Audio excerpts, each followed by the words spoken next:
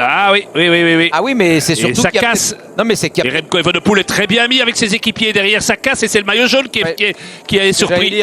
Et attention parce que ça met en route avec Polite, avec Sivakov, ouais, là, c'est du lourd là. Pogačar a dit il faut y aller.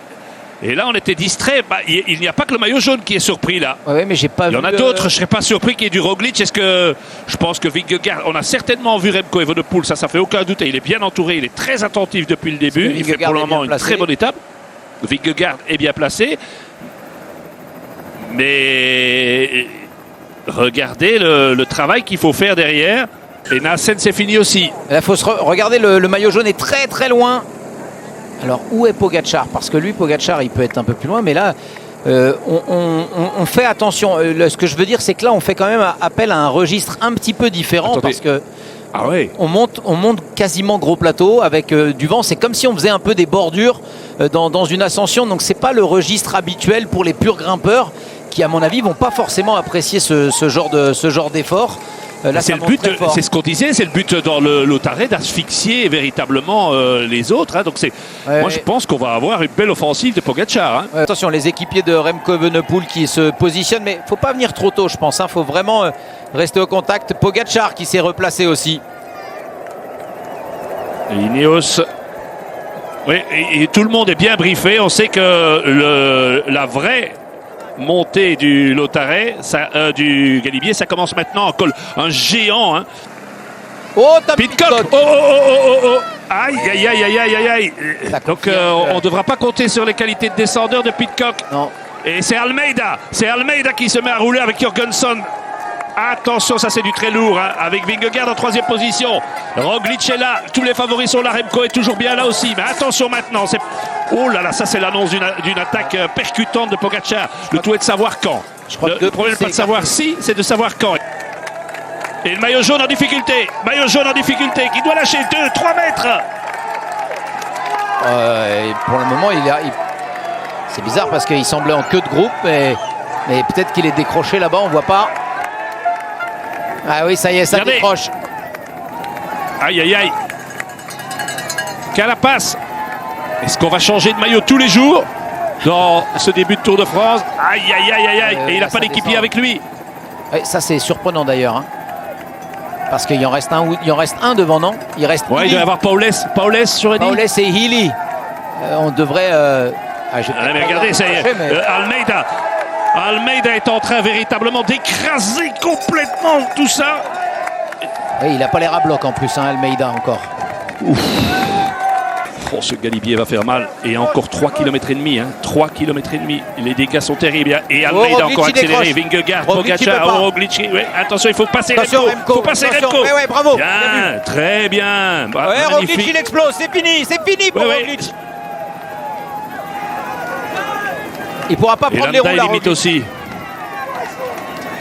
Et ça doit parler dans l'oreillette. Hein. Almeida, Vingegaard, Pogačar, Evenepoel.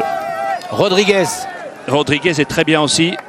Et voici Healy qui essaie de sauver les meubles avec Carapace, qui aurait vécu une belle journée en jaune, mais c'est fini. Et c'est parti. Alors attention, c'est parti. À 828 mètres. Et Evenepoel essaie d'y aller avec Vingegaard. Les 3 grands sont partis. Allez, Remco. Allez. Alors, Pogačar est très costaud. Très costaud. Vingegaard y va. Evenepoel essaye. Il stagne un petit peu, mais il n'est pas loin. Allez, il faut s'accrocher. Pogačar, Vingegaard. Faut gérer qui t'apprend. Pogačar, Vingegaard. Evenepoel ne peut pas rester dans la roue. Il lui manque un petit quelque chose. Oui, mais ça pas peut grand chose. Après, mais... C'est le meilleur du reste du monde. Hein. C'est le meilleur du reste du monde. Mais ça creuse. Il va faire sauter Vingegaard. Hein. Comment est le vent? Non, Vingegaard ne saute pas. Ouais, mais ça dépend du vent. Il doit freiner dans le virage. Vous vous rendez compte? Regardez à la relance. Non, mais ils sont sur une autre planète. Regardez à la relance. Ouais. Regardez. C'est parti. Il le décroche. La relance encore de Pogačar. Et oui, il a pris 10 mètres. Vingegaard s'accroche, serre les dents. 400 mètres. Regardez ces murs de neige. Sur le côté qui donnent à ce décor quelque chose d'incroyable. Donc là, Vingegaard va récupérer le maillot avec les bonifs. Non, Pogačar, je veux dire. Et Roglic a explosé littéralement. Bah oui, on s'en doutait. Ah, il va donc on va donner un petit peu Pogačar là. Oui, Attention, 8 secondes pour Pogacar dans 300 mètres. Pogacar, Vingegaard. Et puis le reste du monde. Mais quel duel! Mais quel duel!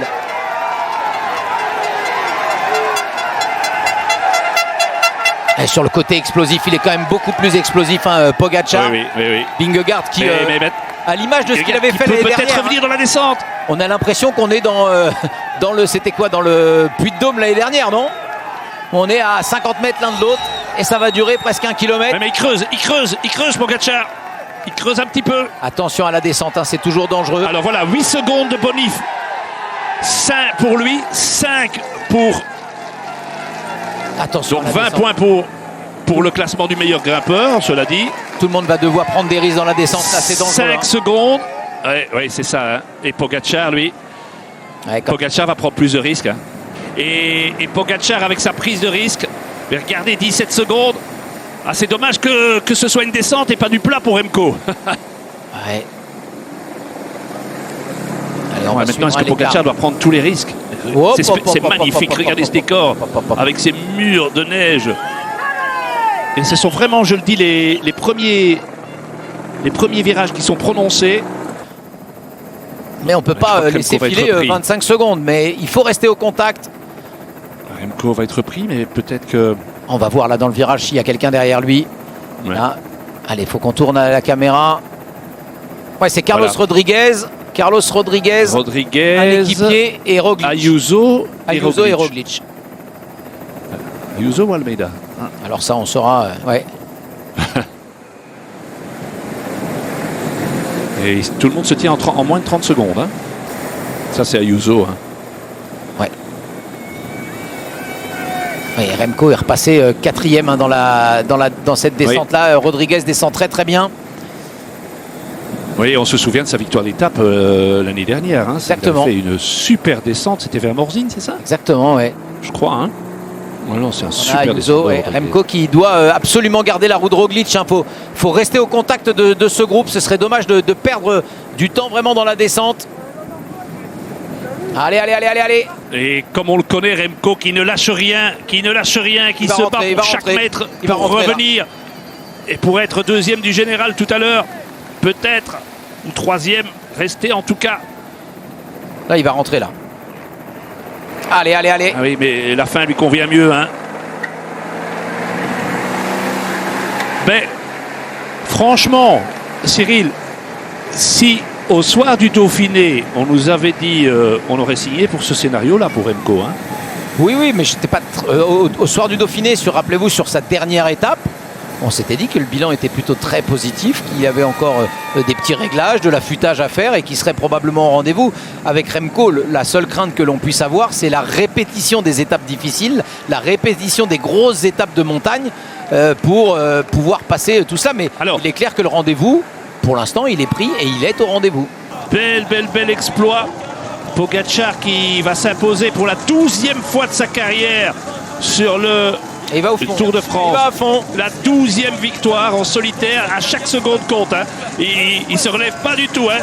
Chaque seconde pour lui est importante. Jusqu'à il fait un sprint véritablement. Il gagne après la ligne. Et voilà, je suis le plus fort. J'ai laissé. Allez, Remco, Et faut faire derrière le sprint. Remco Il y a encore Evenepoel avec 6 et 4 Roglic. secondes, hein. Ça va être mais il y a Roglic entre derrière. peut-être Evenepoel et Roglic qui est très costaud. Evenepoel lance de très Ouais, très mais loin. il est fort, de très Evenepoel. loin. Allez. Il est très costaud. Il va les Attention au prendre. dernier C'est lui qui va virage. les prendre. C'est lui qui va les prendre. Hop, hop, Roglic hop. juste derrière. Allez. Remco Debout. Evenepoel face à Roglic et Ayuso. Ayuso qui voudrait bien les prendre les bonifs aussi parce que ça ferait l'affaire de son leader. Et magique. Allez, jusqu'au bout. Remco Evenepoel, oui, il le fait deuxième. Troisième Ayuso, quatrième Roglic, cinquième Vingegaard, sixième Rodriguez. Vingegaard avec une Eh bien, cassure. oui, hein. Avec une cassure, je pense, Vingegaard. Je pense qu'on va peut-être lui enlever 1 ou 2 secondes. Landa Ouais. qui aura fait une très belle course aussi, qui termine maintenant devant Almeida. Et donc ce soir, le classement 1 Pogacar, 2 Evenepoel, 3 Vingegaard.